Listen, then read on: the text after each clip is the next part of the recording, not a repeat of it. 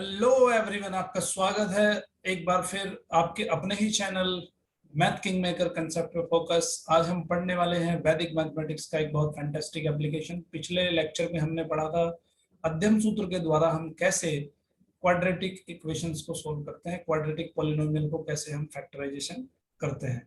तो आज हम यहाँ पे होमोजीनियस जो पॉलिनोमियल है, हमारे होमोजीनियस जो क्वाड्रेटिक्स हैं, उनको हम यहाँ पे फैक्टराइज करना सीखेंगे लोपन स्थापन मेथड से। ठीक है, लोपन स्थापना मेथड से हम यहाँ पे सीखेंगे कि कैसे हम इस होमोजीनियस क्वाड्रेटिक्स को फैक्टराइज करेंगे। तो लेक्चर को समझने के लिए अंत तक देखना बहुत जरूरी है, स्किप ना करें लेक्चर को बीच में। तो देखते रहिए, आखिर देखते हैं हम कैसे हम इसको फैक्टराइज करते हैं।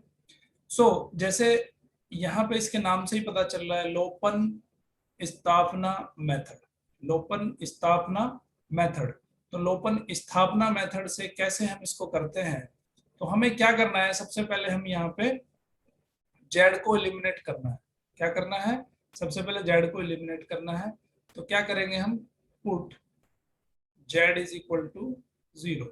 तो z is equal to 0 put करेंगे तो क्या बचेगा आपका एक्सप्रेशन बचेगा आपका 2x² plus 6y² plus 7xy। अब इसको अध्ययन सूत्र के द्वारा हम इसको सोल्व करेंगे। तो हम क्या लिख लेते हैं, इसको ऐसे मिडिल टर्म की तरह लिख लेते हैं, है ना। तो अब ये हमारा मिडिल कोफिशिएंट 7 हो गया, फर्स्ट कोफिशिएंट 2 हो गया और लास्ट कोफिशिएंट हमारा 6 हो गया। ठीक है, तो अब हम इसको मिडिल टर्म स्प्लिटिंग या अध्ययन सूत्र से कर लेते हैं इसका फैक्टराइजेशन। अध्ययन सूत्र से फैक्टराइजेशन करेंगे तो यहाँ पे देखो, ये हम इसको पहला कोफिशिएंट इसका 2 है। अगर आपने अध्ययन सूत्र नहीं देखा है तो मेरा लास्ट लेक्चर जरूर देखिए अध्ययन सूत्र, तो आपको ये चीजें समझ में आ जाएगी। बाकी लिंक भी मैं उसका डिस्क्रिप्शन में आपको दे दूंगा। ठीक है, तो 7 को हम स्प्लिट करेंगे किसमें, 4 और 3 में स्प्लिट कर लेते हैं। तो हम कर लेते हैं 3 और 4 में कर लो या 4 और 3 में कर लो, बात दोनों की बराबर है। तो हमने यहाँ पे कोफिशिएंट लिख लिए, ये स्प्लिट कोफिशिएंट है हमारे। तो रेशो क्या हो गया, 2:3 का रेशो आ गया यहाँ पे, और यहाँ पे रेशो क्या आ गया, 2:3 का रेशो आ गया। तो ये हो गया आपका 2:3 का रेशो। तो इसका मतलब जो कोफिशिएंट आ गया हमारा, जो पहला जो फैक्टर आ गया, वो पहला फैक्टर क्या आ गया, 2x प्लस 3y। यहाँ पे देखो कांस्टेंट टर्म नहीं आएगी, ये 3, 2x प्लस 3y आएगी। ठीक है, तो यहाँ पे जो पहला फैक्टर हो गया इसका, वो हो गया 2x plus 3y। Okay, 2x plus 3y। और दूसरा फैक्टर कैसे निकालेंगे, दूसरा फैक्टर निकालने का तरीका क्या है, अब हम क्या करते हैं, इसका जो पहला कोफिशिएंट है, ये हमारा 2 पहला कोफिशिएंट और 6 हमारा लास्ट कोफिशिएंट। ठीक है, तो पहले कोफिशिएंट को किससे डिवाइड करेंगे, फैक्टर के पहले कोफिशिएंट से, तो 2 से डिवाइड करेंगे। लास्ट कोफिशिएंट को फैक्टर के लास्ट कोफिशिएंट से डिवाइड करेंगे। तो आंसर कितना आएगा, 2 को 2 से डिवाइड करा 1 आया, 3 को 6 से डिवाइड करा 2 आया। तो यानी कि दूसरा जो इसका फैक्टर आ गया, वो फैक्टर आ गया x प्लस 2y। समझ में आई बात। तो पहले हमने क्या किया, z को 0 रख लिया, x और y का फैक्टर निकाल लिया। अब हम क्या करेंगे, अब हम y को 0 रख लेते हैं, put y is equal to 0। तो एक एक नंबर को 0, एक एक वेरिएबल को 0 पुट करते जाएंगे।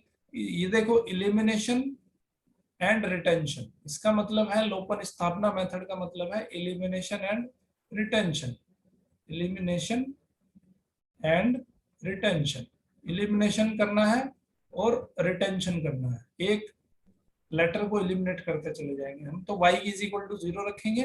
तो y इज इक्वल टू 0 रखने पे क्या बनेगा, 2x² प्लस 3z² और प्लस 7zx। तो अब हम इसको अगेन फिर अध्ययन सूत्र की टर्म्स में लिख लेंगे, 2x² plus 7zx plus 3z²। ठीक है, अब इसको फिर हम मिडिल टर्म को स्प्लिट करेंगे।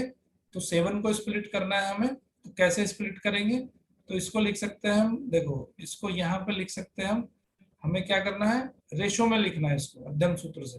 तो यहाँ पे 2 लिखा हमने, यहाँ पे 1 लिख दो या 6 लिख दो, 6 और 1 के रेशो में हमने इसे डिवाइड कर लिया। ठीक है, तो इसका रेशो कितना है, 1:3। 1:3 इसका रेशो आ गया। तो 1:3 रेशो आ गया, तो पहला फैक्टर क्या आ गया, x plus 3z। x plus 3z आ गया पहला रेशो। अब x प्लस 3z दूसरा फैक्टर कैसे निकालेंगे? पहली टर्म का कोफिशिएंट 2, लास्ट टर्म का कोफिशिएंट है 3, तो 2 को डिवाइड करना पड़ेगा फर्स्ट कोफिशिएंट से फैक्टर के 1, और लास्ट को डिवाइड करना पड़ेगा last coefficient of the factor. तो कितना आ जाता है? 1 से 2 को डिवाइड करेंगे 2 आएगा, और 3 से 3 को डिवाइड करेंगे तो 1 आएगा। दूसरा फैक्टर क्या आ गया इसका? 2x plus 3z, 2x plus sorry 2x plus z, 2x plus z आ गया। ठीक है, अभी देखो आपने एक चीज यहाँ पे देखी है कि पहला फैक्टर आया आपका x प्लस 2y और दूसरा फैक्टर आया x प्लस 3z। तो हमें क्या करना है कि इसको कंटिन्यूएशन में रख देना है बस, x प्लस 2y और यहाँ पे x प्लस 3z है। तो हमारा जो फर्स्ट फैक्टर हो जाएगा, फर्स्ट फैक्टर जो आ जाएगा इस एक्सप्रेशन का, वो आ जाएगा x प्लस 2y। ठीक है, और x के साथ यहाँ पे 3z एडिशन में है तो हम इसको यहाँ पे ऐड कर देंगे, तो x plus 2y plus 3z, ये आ गया हमारा फर्स्ट फैक्टर। दूसरा फैक्टर क्या आएगा? 2x plus 3y। अब देखो 2x के साथ ये कंटिन्यूएशन में है z, तो यहाँ पे कंफर्मेशन हमें देगा 2x। ठीक है, तो यहाँ पे जो हो जाएगा फैक्टर आ जाएगा 2x plus 3y plus z। ठीक है, तो देखो कितने सिंपल तरीके से हमने इसको फैक्टराइज कर लिया, नहीं तो इसमें आपको पेयर बनाने पड़ते हैं, बहुत लंबा कैलकुलेशन होता है, 8th क्लास में सिखाया जाता है। तो यहाँ पे 8th क्लास में आप इसको सीख सकते हो, और कॉम्पिटिटिव एग्जाम्स में भी ये बहुत ज्यादा हेल्पफुल होने वाला है। अब हम यहाँ पे एक और एग्जाम्पल डिस्कस कर लेते हैं। ऐसा जरूरी नहीं है कि जेड को एलिमिनेट करके और वाई को एलिमिनेट करके ही आप आंसर निकाल लोगे, कभी कभी ऐसा नहीं भी होता है। चलिए आइए देखते हैं। तो पहला काम हम ये एक एग्जांपल ले लेते हैं, इसमें हम क्या करते हैं? जेड को एलिमिनेट करते हैं। सो सबसे पहला काम हमें करना है कि put z is equal to 0। तो जेड 0 रखने पे क्या बनेगा? X square plus x y और माइनस 2y स्क्वायर। ठीक है, अब हम क्या करेंगे? इसको 1 यहाँ पे हमारा फैक्टर है, कोफिशिएंट है एक्स वाई का 1, तो 1 को हमें किस तरह लिखना है?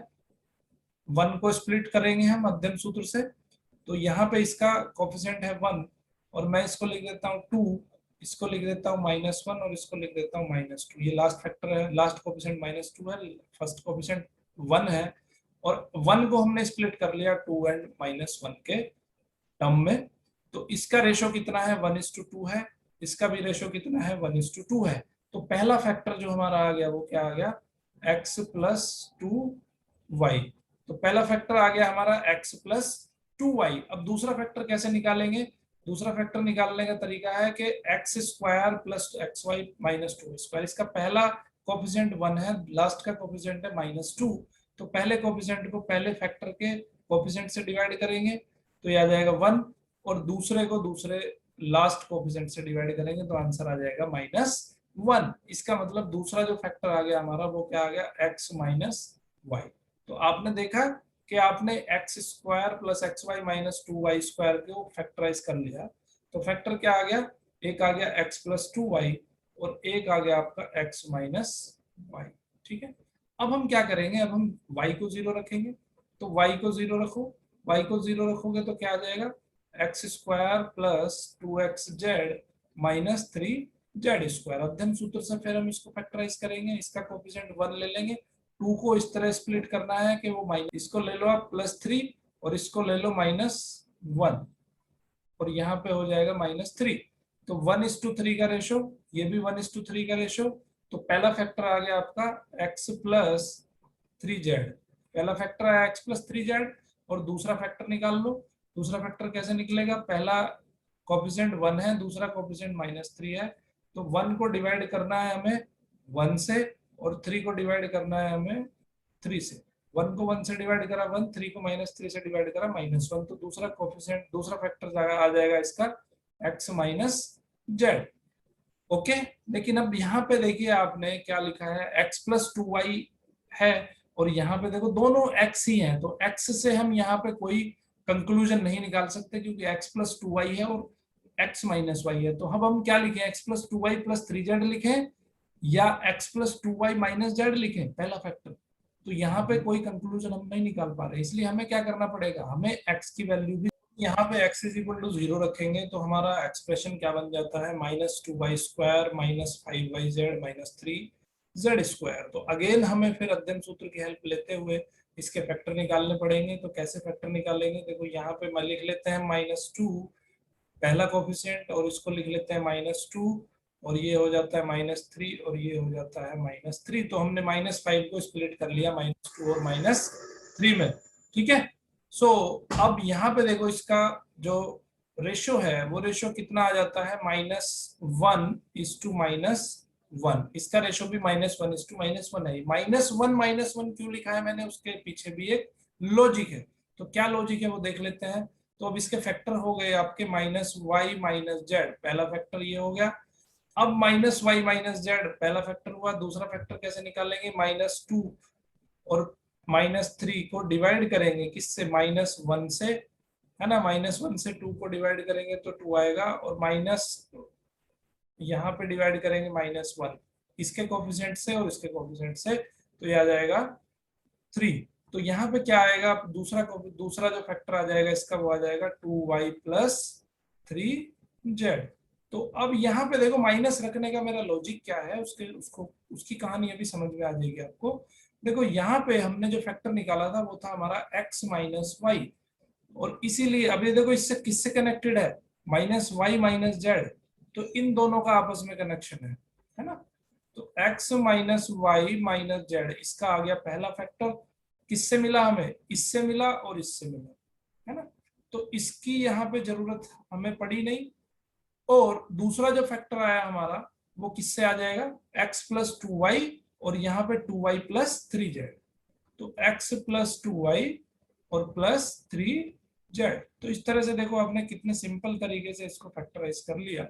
तो जरूरी नहीं है कि दो वेरिएबल इलिमिनेट करने के बाद आपको आंसर मिल जाए, तीसरा वेरिएबल भी इलिमिनेट करना पड़ेगा। देखो क्योंकि यहाँ पे क्या है, x इसमें पहले फैक्टर में भी x आ रहा है, दूसरे फैक्टर में भी x आ रहा है, इसलिए यहाँ पे दिक्कत होगी। इसलिए x को इलिमिनेट करना यहाँ पे बहुत जरूरी है, ठीक है। सो आई होप कि ये लेक्चर आपको पसंद आया होगा, और बहुत ही अच्छा शॉर्टकट है। वैदिक मैथमेटिक्स का एक बहुत ही फाइन ट्यून्ड लेक्चर है। सो लेक्चर अगर अच्छा लगे तो इसको लाइक करें, शेयर करें, कमेंट करें, और ज्यादा ज्यादा लोगों तक इसको पहुंचाएं। और चैनल को बेल आइकन के साथ सब्सक्राइब करना बिल्कुल ना भूलें, जिससे कि आपको अर्ली नोटिफिकेशन मिल सके, और आने वाले बहुत ही जबरदस्त लेक्चर होने वाले हैं हमारे वैदिक मैथमेटिक्स के ऊपर। थैंक यू वेरी मच, देखते रहिए मैथ की।